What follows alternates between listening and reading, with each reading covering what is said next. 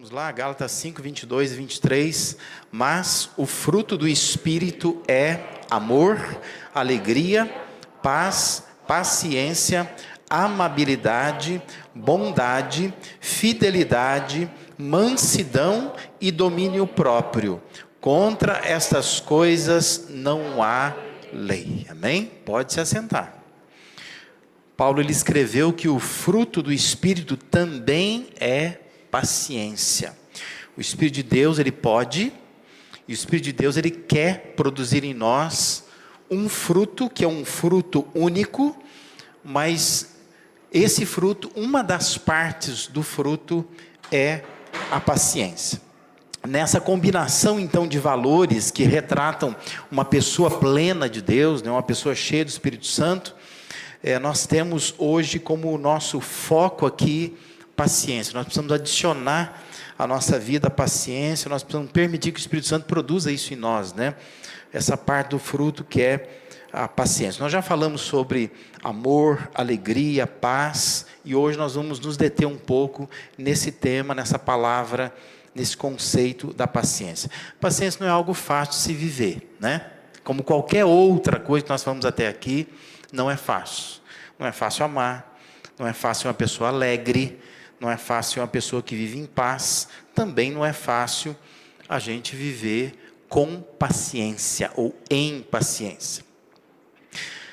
Mas nós precisamos disso, Como nós precisamos? Precisamos de paciência em casa. A casa para nós é um grande desafio, Precisamos de paciência no trabalho, precisamos de paciência nos relacionamentos. Hoje é dia dos pais, Quem é pai precisa de paciência com os filhos, chega cansado do trabalho, tem um filho ali cheio de energia, querendo te incomodar, te irritar. Nós precisamos de paciência para isso, Precisamos de paciência com a esposa, paciência com o marido, nós precisamos de paciência no trânsito. É difícil, Dependendo de onde você circula por aí, você percebe que as pessoas não sabem dirigir como deveriam, E aí você precisa de paciência para encarar, aquilo, a maneira como as pessoas dirigem, Alguns querem ser pilotos em plena avenida da cidade, e te incomoda muitas vezes, Outros são muito lentos no trânsito, nas filas dos bancos a gente precisa de paciência, Aqueles caixas eletrônicos que nenhum funciona.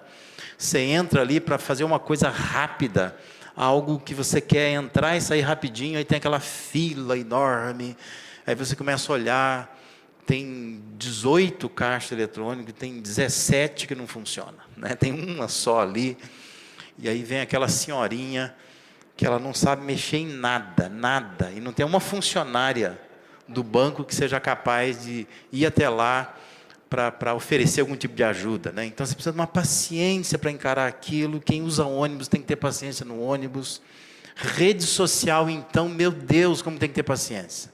Para você ficar vendo postagens, comentários que fazem, discussões que se entra.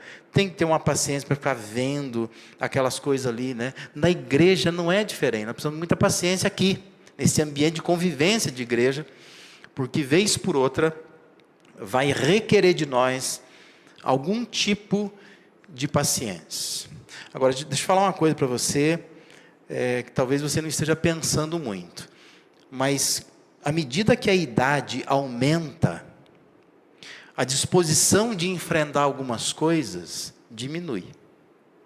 Ou seja, quanto mais a gente envelhece, de mais paciência nós precisamos, porque os desafios vão se tornando maiores, Porque a nossa disposição de enfrentar algumas coisas vai diminuindo, Então a paciência vai encurtando cada vez mais. A gente está menos disposto a enfrentar algumas coisas.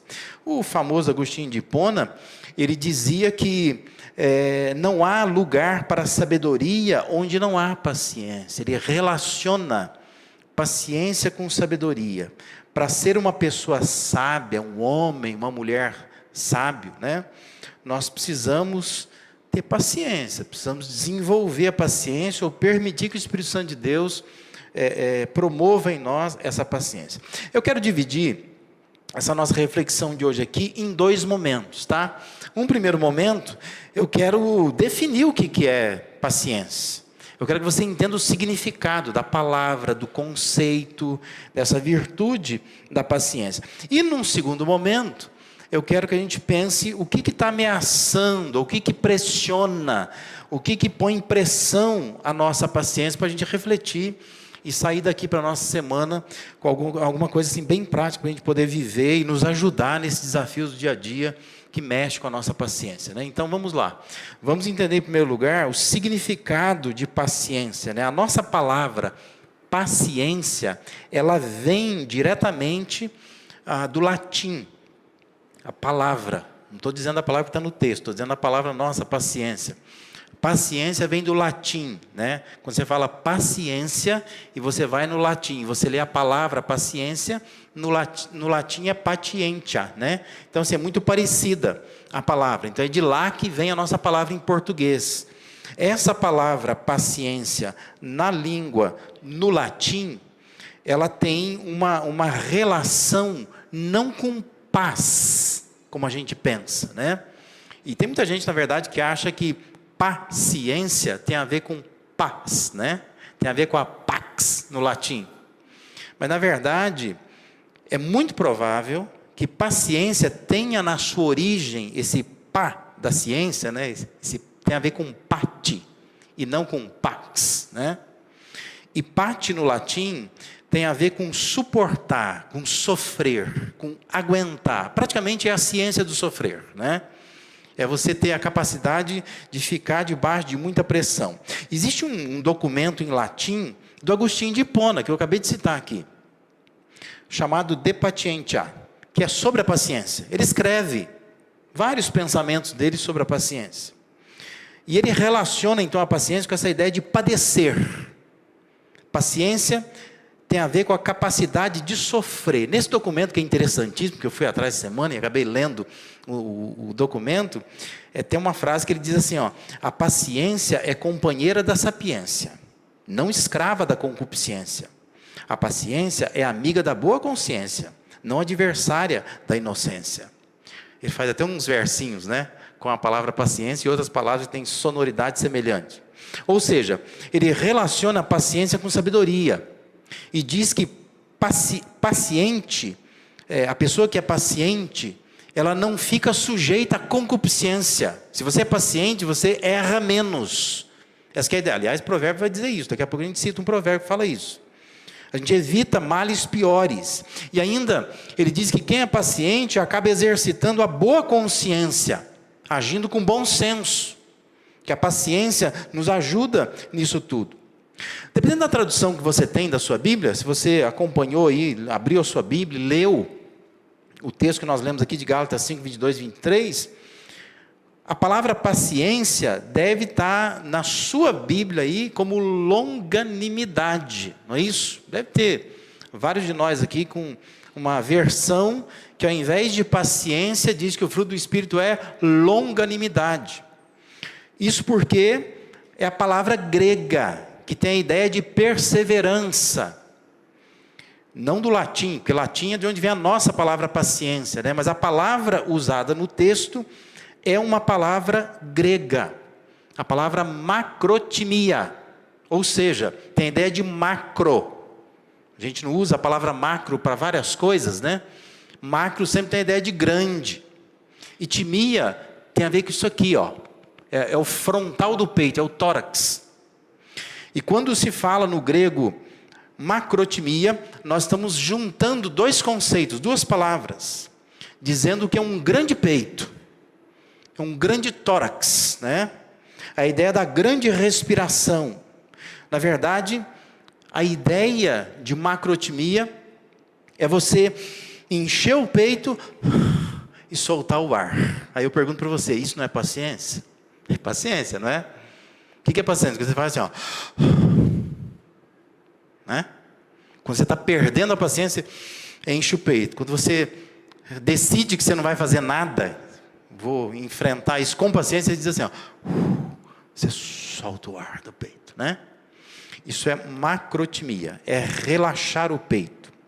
De qualquer forma, A ênfase da palavra grega para paciência ou longanimidade tem essa ideia de um ânimo longo, é o alongar do ânimo. Essa que é a ideia, né? Eu vou alongar o meu ânimo. Está acontecendo alguma coisa, está me provocando, está tirando a minha paciência, mas eu vou esticar um pouco o meu ânimo. Por isso eu vou respirar, né? Eu vou soltar o ar. Não vou ficar com o peito cheio, mas vou esvaziar o meu peito. Vou respirar um pouco mais aliviado. Isso tudo tem a ver com uma qualidade mais passiva do que ativa. Ou seja, paciência tem muito mais a ver com a gente resistir firme debaixo de alguma tensão, de alguma pressão. Paciência está mais para coisas a não fazer do que coisas a fazer. Veja comigo. Por exemplo, você ia falar. Sabe quando você... estou perdendo a paciência. Eu vou falar alguma coisa. Aí você diz assim, não, eu não vou falar. Então, paciência tem a ver com não fazer. Eu vou ligar. Porque eu comprei uma geladeira nova e a loja ficou de entregar hoje. E até agora, nada de chegar. Eu falei assim, eu vou ligar. Aí você pensa assim, eu não vou ligar. Isso é paciência. Paciência tem muito mais a ver com o que você não faz do que com o que você faz, né? O marido irrita você, né? O que você faz? Vou brigar. Você pensa assim, não vou brigar. Vou falar, não vou falar. Paciência. Tem muito mais a ver com o que você não faz do que com o que você faz. Percebe? Paciência é uma qualidade muito mais passiva do que ativa. É quando você decide assim, vou respirar, né? Vou exercitar a macrotimia. Ao invés de eu ficar com o peito cheio, vou esvaziar o peito. Eu não vou fazer muito mais do que eu vou fazer. Alguns dicionários definem paciência como o sossego com que se espera uma coisa desejada. Isso é paciência, né? É o sossego, é a calma com que eu espero uma coisa que eu estou desejando. Então, eu espero com paciência. Eu tenho calma diante disso, né? O Jeremy Collier, ele diz assim, a espera paciente é muitas vezes a maneira mais elevada de fazer a vontade de Deus. Quando a gente espera pacientemente, é a maneira mais elevada que nós temos de cumprir o que Deus quer. Porque a única ação da paciência é esperar e confiar em Deus. Por isso que a gente respira aliviado. Eu tenho um Deus que cuida, então eu posso ser paciente. Porque eu não preciso agir, eu posso simplesmente aguardar, esperar. Eu não faço, porque eu sei que Deus vai entrar com algum tipo de providência. Muito bem, entendendo tudo isso, né? O que é a paciência? O que arranca a nossa paciência? O que tira? O que está ameaçando a nossa paciência? Se eu perguntasse para várias pessoas aqui, ou que estão em casa, quais são as coisas que tiram a paciência delas, eu tenho certeza que nós concordaríamos com 3 fatores. Existem 3 coisas que ameaçam a nossa paciência, que tiram a nossa paciência, que colocam a nossa paciência em risco. Vamos lá, ver quais são elas. A primeira delas é uma coisa chamada tempo. Tempo. Não é fácil a gente perseverar, a gente ter paciência, a gente relaxar o peito, quando as coisas não acontecem no tempo que achamos que elas deveriam acontecer. Então, o relógio arranca a nossa paciência. Porque o tempo é algo que ameaça aquilo que nós estamos querendo fazer na vida. Que nós temos uma noção de tempo e nós colocamos tempo para as coisas. E quando as coisas não acontecem no tempo que nós achamos que deve acontecer, isso mexe com a nossa paciência. Há um exemplo bíblico aí, né? 1 Samuel 13, versos de 8 a 14. Importante que você entenda todo o contexto, né?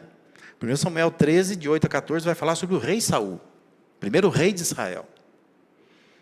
E naquela época, as tarefas eram muito bem divididas.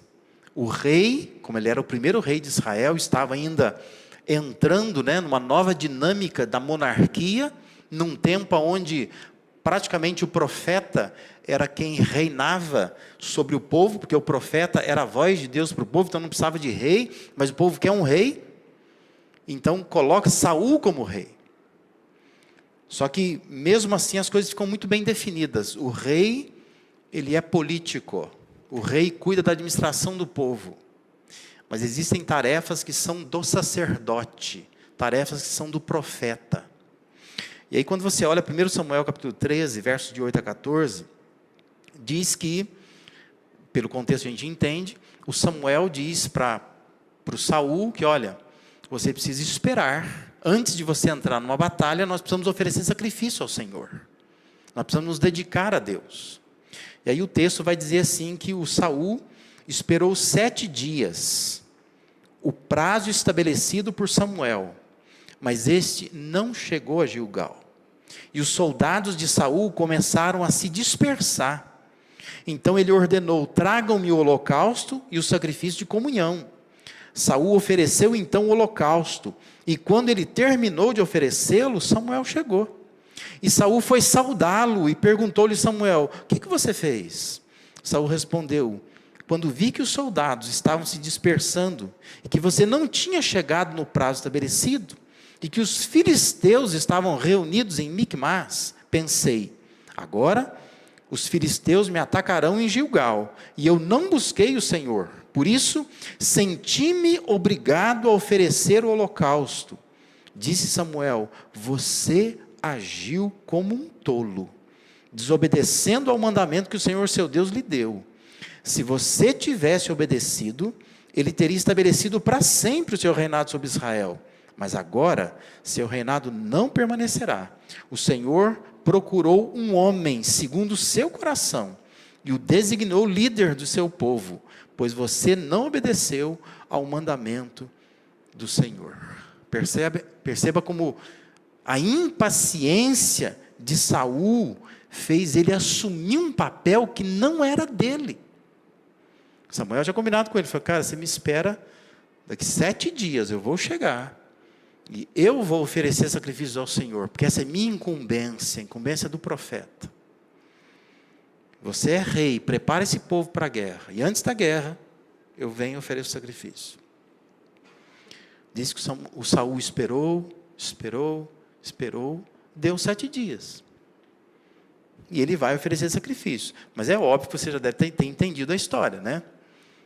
Porque se o texto está dizendo que o Saul, quando ele acaba de oferecer, o Samuel chegou, cara, como a gente diz, né, você pisou na bola, né? Era questão de minutos, era para ter esperado um pouquinho mais, faltou paciência. E o negócio foi tão sério, que ali o Saul perdeu o seu reinado. Ali Deus já aponta para Davi como o próximo rei. Ele perdeu o reinado. Que Deus está olhando e dizendo, eu não quero diante do meu povo um homem que não seja capaz de esperar, de que não saiba o seu lugar, que não tenha paciência para esperar o profeta vir e sacrificar a Deus. Isso nos lembra o provérbio 14, 29, né? Que diz que um homem, e você que é mulher que está aqui ou está em casa, pode colocar a mulher também, né? A mulher paciente, ou o homem paciente, dá prova de grande entendimento. Mas o precipitado, ou a precipitada, revela insensatez. Lembra que o Samuel disse para Saul, você agiu como um tolo, porque você foi impaciente, né? Então, cuidado com isso, porque à medida que o tempo passa e testa a nossa calma, é sempre bom a gente lembrar que o Espírito quer produzir em nós paciência, nos ajudando a aguardar, perseverar, ainda que o tempo está passando, o relógio está fazendo pressão sobre nós. Mas é importante ter paciência, Porque o tempo faz pressão sobre nós. O tempo vai passando e vai pressionando a nossa paciência. Sabe que o Thomas Edison, né, que é o inventor da luz elétrica, né, da energia elétrica, diz a história que o Thomas Edison ele tinha 2 auxiliares que o ajudavam diretamente. E diz que chegou um momento dos testes que ele estava fazendo, que ele testou 700 vezes esse negócio de fazer luz acender, né? E não deu certo. Não deu certo. Aí diz a história lá que um desses assistentes diz para ele assim, ó, nós fracassamos. Desista, nós fracassamos. E aí diz que o Thomas Edison, ele respondeu assim, ó, não fracassamos. Agora sabemos mais desse assunto do que qualquer outra pessoa. E estamos mais próximos de encontrar a resposta, porque agora conhecemos 700 coisas que não podemos fazer. Aí ele diz assim, não chame isso de erro, chamem de treinamento. Isso é treinamento. Quando você tenta e não consegue, tenta e não consegue, tenta e não consegue. Mas graças à paciência do Edison, hoje nós temos a luz, né? Já pensou se ele desistisse? Mas ele foi paciente. Erros e acertos, erros e acertos. O tempo está pressionando, o tempo está pressionando. Mas eu não sou escravo do tempo. Eu preciso fazer as coisas com paciência. Paciência tem a ver com o modo como nós permitimos que o tempo afete o nosso controle emocional. Isso é paciência. Paciência tem a ver com isso. Como que você permite que o tempo faça pressão sobre o seu controle emocional? Quando você perde o controle das emoções. Porque você cedeu à pressão do tempo. Outra coisa que faz pressão sobre a nossa paciência é também, o segundo fator são as pessoas. Você vai concordar comigo, né? Pessoas tiram a nossa paciência. Pessoas minam a nossa paciência, ameaçam a nossa paciência, né? Você deve ter uma pessoa na tua cabeça aí que você está elegendo ela agora, nesse momento. Essa pessoa, ou pessoa que mexe com a minha paciência, né? São todas as pessoas que ameaçam a sua paciência, mas deve ter algumas, pelo menos uma, que realmente você pensa nessa pessoa, essa pessoa, né? Ela mexe com a minha paciência. O Salmo 37, versículo 7, nos lembra de que até o sucesso dos ímpios, de pessoas ímpias, pode afetar a nossa paciência. O texto diz assim, descanse no Senhor e aguarde por Ele com paciência. Não se aborreça com o sucesso dos outros, nem com aqueles que maquinam o mal.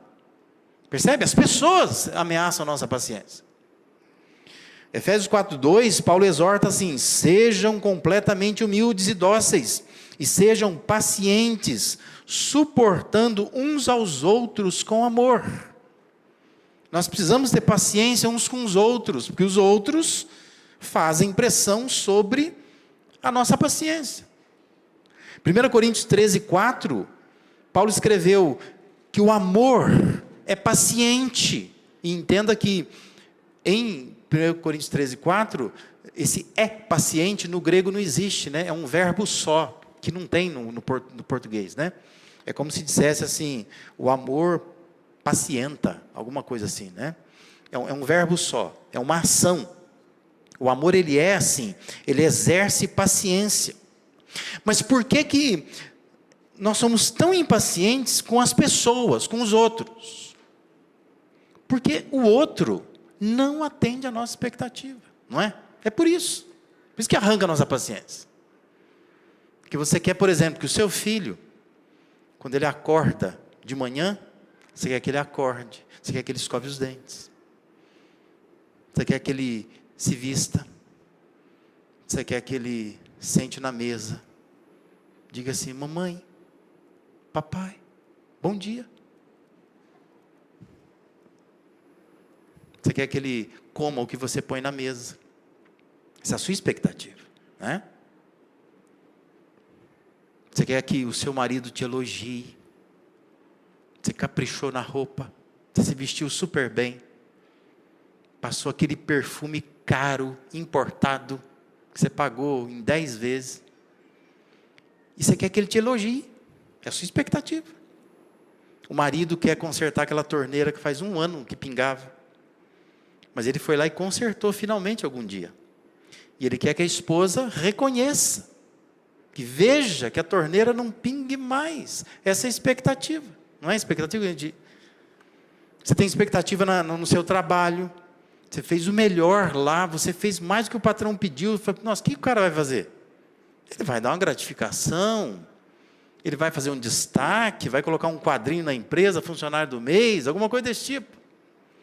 Só que quando a pessoa não faz nada disso que você esperou, mexe com a sua paciência. Você se torna impaciente. Por quê? Porque não atende à sua expectativa. Com isso, aprenda uma coisa. O problema não está nos outros, o problema está em você. É você que criou uma expectativa. E você quer que os outros atendam às suas expectativas. E aí você se torna uma pessoa impaciente. Por quê? Você permitiu que as pessoas mexessem com a sua paciência. Porque você nutriu expectativas, às vezes altas demais, para aquelas pessoas, ou para aquele tipo de pessoa. Quanto mais você conhece alguém, menos paciência você acaba tendo com essa pessoa. Não é assim? Pensa no seu casamento, como vocês se conheceram. Nossa, uma paciência, né? O sujeito chegava lá com o carro na casa da namorada, ela leva horas para se arrumar, não tem problema, aproveita para conversar com o futuro sogro, brincar com a futura sogra, não é? Comer um bolo lá de fubá, não tem problema nenhum, ele tem uma paciência para esperar. Mas aí o tempo foi passando, eles vão se conhecendo, quanto mais você conhece a pessoa, menos paciência você tem com ela, né? Quando o filho chega em casa, o filho é pequeno, nossa, que paciência. Vira à noite para cuidar daquela criança. Pode chorar, tem cólica, é normal. Mas o tempo vai passando. A criança vai crescendo. Você vai perdendo a paciência com essa criança, né? É assim, quanto mais você conhece alguém, menos paciência você acaba tendo com aquela pessoa. O Espírito de Deus, ele quer te ajudar a lidar com as pessoas à sua volta. Não importa o tempo que você conhece as pessoas. Para que você demonstre paciência com elas, te fazendo entender que todos nós estamos num processo de crescimento. É provável que você está arrancando a paciência de alguém também, né? É muito provável que alguém está se irritando com você também. Então, todos nós estamos num processo, estamos no mesmo barco, e precisamos ser pacientes. Por isso, meu irmão, minha irmã, entenda, seja paciente com pessoas. Seja paciente com a esposa, com o marido, com os filhos, com o irmão, com o namorado, com a namorada. Paciente com o patrão, com o empregado, com o seu colega, com o seu vizinho. Aí tem vizinho que tira a paciência da gente, né? Com as pessoas no trânsito. Tenha paciência com as pessoas da igreja. Tenha paciência com o pastor da igreja, então, nem se fala. Tenha paciência, né?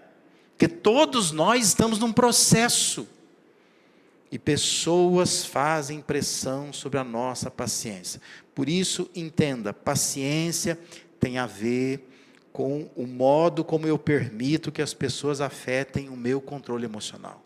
Você permite. Paciência tem a ver com isso. O quanto você permite que pessoas tirem o seu controle emocional, tirem a sua paciência. Pessoas fazem pressão sobre a nossa paciência. E em terceiro lugar, também circunstâncias fazem pressão sobre a nossa paciência. Veja comigo lá o que escreveu Tiago, carta de Tiago, capítulo 5, versículos 10 e 11. Ele diz assim: irmãos, tenham os profetas que falaram em nome do Senhor como exemplo de paciência diante do sofrimento. Como vocês sabem, nós consideramos felizes aqueles que mostraram perseverança. Vocês ouviram falar sobre a paciência de Jó e viram o fim que o Senhor lhe proporcionou. O Senhor é cheio de compaixão e misericórdia. O Timothy Keller, ele escreveu que Jó nunca viu a razão de seu sofrimento. Mas Jó viu Deus, e isso foi suficiente. Ele escreveu em inglês, né, também pode ser assim, e isso bastou. Jó nunca viu por que ele estava sofrendo tanto. Mas ele viu Deus. No final ele vê Deus. E isso é suficiente. Isso bastou para Jó. Deve passar para nós também. Jó, ele foi paciente porque ele estava focado em Deus. Ele aproveitou aquelas circunstâncias todas para conhecer melhor a Deus, para caminhar com Deus, para reconhecer quem era o Deus que ele temia. E nós deveríamos fazer a mesma coisa. Não permita que as circunstâncias tirem a tua paciência, mas seja paciente, porque nessas circunstâncias turbulentas, você pode conhecer a Deus melhor. São situações adversas, circunstâncias difíceis muitas vezes, mas quando você perde a paciência nas circunstâncias, você perde a oportunidade de conhecer melhor a Deus, de perceber como que Deus está agindo na sua vida. Por isso é importante ter paciência, porque no final vai aparecer o plano de Deus. Foi isso que aconteceu com Jó. No final ele percebeu: eu te conhecia só de ouvir, agora os meus olhos te veem. Por isso ele diz: eu me arrependo no pó e na cinza, porque eu fiquei me autodefendendo, me auto-justificando, achando que eu sou um justo, um inocente, sofrendo sem razão. Mas agora eu vi o Senhor. No final você vai relaxar o peito, você vai contemplar o que Deus está fazendo. Então por isso que é importante ter paciência, porque as circunstâncias tiram a nossa paciência. Existe um autor chamado o George Swinock. Ele diz que prolongar minha paciência é a melhor maneira de encurtar as minhas tribulações. Quando você prolonga a sua paciência, é o melhor jeito de você encurtar a sua tribulação. Porque muitas vezes Deus está olhando para você, está vendo que está faltando paciência, e está colocando você numa circunstância para justamente prolongar essa paciência. E quanto mais rápido você entender isso, mais curta vai se tornar essa tribulação, porque você vai ser aprovado nessa escola de Deus. Paciência tem a ver com o modo como eu permito que as circunstâncias afetem o meu controle emocional. Isso é paciência. Quando você olha para a circunstância e você não permite que as circunstâncias afetem o seu controle emocional, você consegue ver nas circunstâncias Deus agindo. Então eu vou reconhecer Deus nisso, e não vou ficar impaciente, vou relaxar o peito diante daquilo que está acontecendo, porque eu entendo que Deus está fazendo alguma coisa, e no final eu vou entender o que está acontecendo. Se eu não entender nada, eu vou ver Deus nisso. E se eu ver Deus, eu vou conhecer melhor a Deus, e isso basta. Isto é suficiente. Quando o Espírito de Deus assume o controle da sua vida, nem o tempo, nem as pessoas, nem as circunstâncias vão estressar o seu peito. Mas pelo contrário, o Espírito produz paciência, relaxando o peito, te fazendo respirar com calma, porque não vai ser o tempo, não serão as pessoas, não serão as circunstâncias que vão te tirar a paciência, porque é isso que Deus quer produzir em você.